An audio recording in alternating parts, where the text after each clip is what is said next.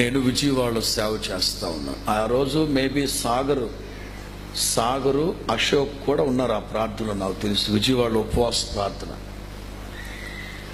ఉదయం 9 గంటల నుంచి 4 గంటల వరకు ఉపవాస ప్రార్థన జరిగింది. ఇదిగో మన అత్తిలి రాజీ సిస్టర్ గారు ఇల్లు కూడా ఉన్నారు. ఆ రోజు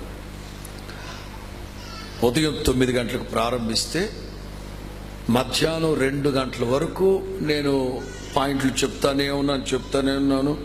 ఆ వయసు మీద కనుక కొంచెం ఓపికండి, ఎక్కువసేపు నిలబడి చెప్తా ఉన్నా. ఇప్పుడు తగ్గింది అనుకునేది, అప్పటికంటే ఎక్కువ. ఇప్పుడు ఉదయం 9 గంటలకు ప్రారంభించి మధ్యాహ్నం 2 గంటల వరకు చెప్తానే ఉన్నాను. ప్రజలు ఆలకిస్తా ఉన్నా. 2 గంటలప్పుడు ఏదో పాయింట్ చెప్పి అందరూ మోకరించని ప్రార్థన చేసుకుందాం, దయచేసి అందరూ మోకరించని ప్రార్థన చేసుకుందాం అన్నా. నువ్వు మోకరిస్తావా? అమ్మా, ఇంటికి వెళ్ళిపోదామనే బజ్జో, రాత్రి ఇక్కడ బజ్జో ప్రార్థన చేద్దామని చెప్పాను. నేను కూడా కొంచెం వెనక్కి వచ్చి నేను మోకరించి ప్రార్థన చేస్తా ఉన్నా.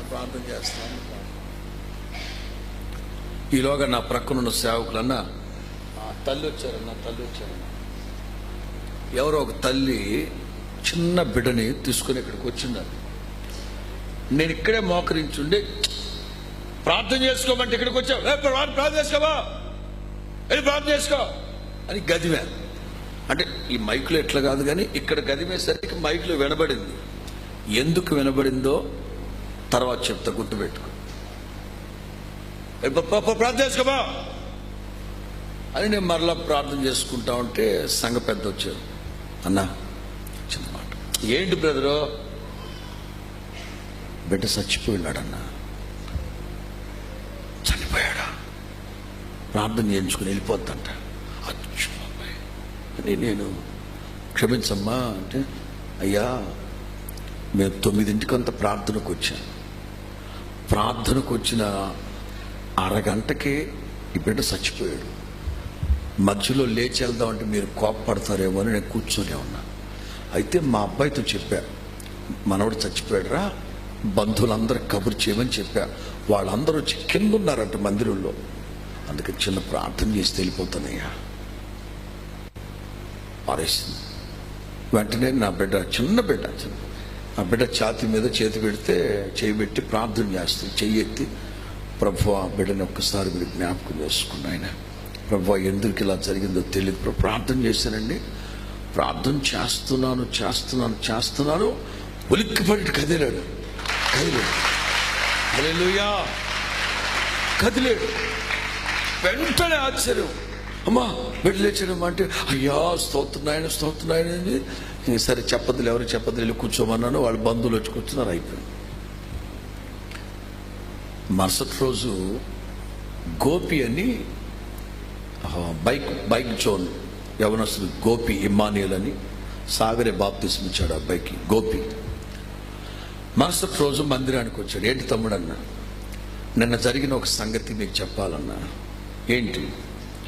నిన్న ప్రార్థనలో 2 గంటలప్పుడు ఒక తల్లి వచ్చినప్పుడు మీరు గదిమారు కదా. గదిమాను. మేము ప్రార్థనలో ఉన్నామన్నా, మీరు గట్టిగా గదివేసరికి ఏంటి పాస్టర్ గారు ఎవరినో కోప్పడుతున్నారంటున్నాడు. నేను కళ్ళు తెరిచి చూశానన్నా.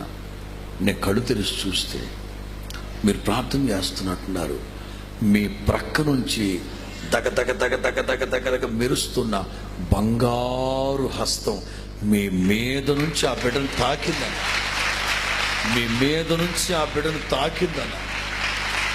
మీ మీద నుంచి ఆ బిడ్డను తాకిందన్న. నేను కళ్ళారా చూశాను పాస్టర్ గారు, నేను కళ్ళారా చూశాను. అది మీకు చెప్దామని వచ్చాను.